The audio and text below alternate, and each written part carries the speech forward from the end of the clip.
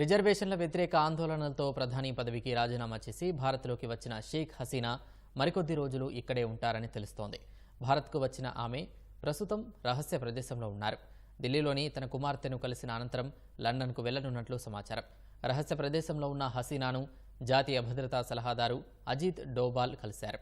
అటు బంగ్లాదేశ్లో ప్రస్తుత పరిస్థితులను నిశితంగా పరిశీలిస్తున్నట్లు ఐరాస, అమెరికా తెలిపాయి.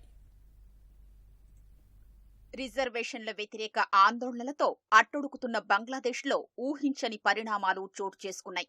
ప్రధానమంత్రి పదవికి షేక్ హసీనా రాజీనామా చేయడంతో పాటు వెంటనే ఆమె దేశం విడిచి వెళ్లిపోవడం చకచకా జరిగిపోయాయి. ప్రస్తుతం భారత్లో ఉన్న హసీనా మరికొన్ని రోజులు ఇక్కడే ఉండే అవకాశాలు ఉన్నాయి. బంగ్లాదేశ్లో ఆందోళనలు హింసాత్మకంగా మారడంతో రాజీనామా చేయాలంటూ అక్కడి సైన్యం 45 నిమిషాల సమయాన్ని ఇచ్చింది. దీంతో ప్రజలనుద్దేశించి ప్రసంగించాక రాజీనామా చెయ్యాలి అనుకున్న ఆమె వెంటనే వైదొలిగి భారత్ బాట పట్టారు.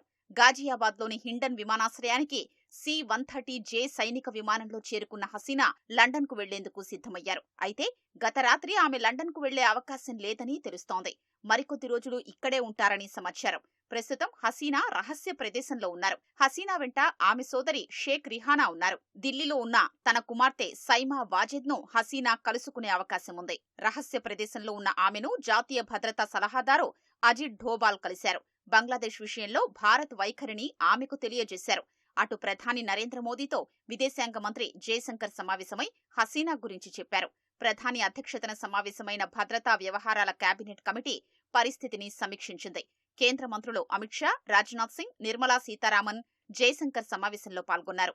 అటు ప్రతిపక్ష నేత రాహుల్ గాంధీ జయశంకర్తో మాట్లాడి పరిస్థితిని అడిగి తెలుసుకున్నారు. భద్రతా కారణాల దృష్ట్యా కుటుంబ సభ్యుల ఒత్తిడి మేరకే హసీనా దేశం వీడినట్లు ఆమె కుమారుడు సాజీబ్ వాజెద్ జాయ్ తెలిపారు. ముందు రోజు నుంచే ఆమె రాజీనామా చేసే యోచనలో ఉన్నారని చెప్పారు.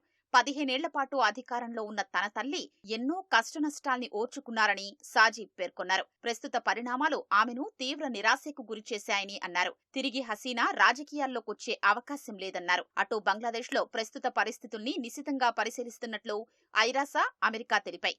బంగ్లాదేశ్లో పరిస్థితుల్ని పరిశీలిస్తున్నట్లు ఐరాస సెక్రటరీ జనరల్ ఆంటోనియో గుటెరస్ చెప్పారు. బంగ్లాదేశ్ ప్రజలు ప్రశాంతంగా సంయమనం పాటించాలని పిలుపునిచ్చారు.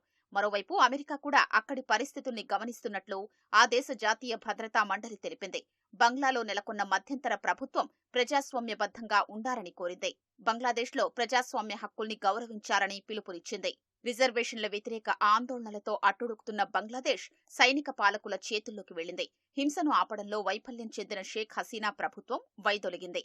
సోమవారం ప్రధాని పదవికి రాజీనామా చేసిన హసీనా దేశం విడిచి భారత్కొచ్చారు. సైనికాధిపతి జనరల్ వకార్ ఉజ్ జమాన్ నేతృత్వంలో తాత్కాలిక ప్రభుత్వం ఏర్పాటైంది.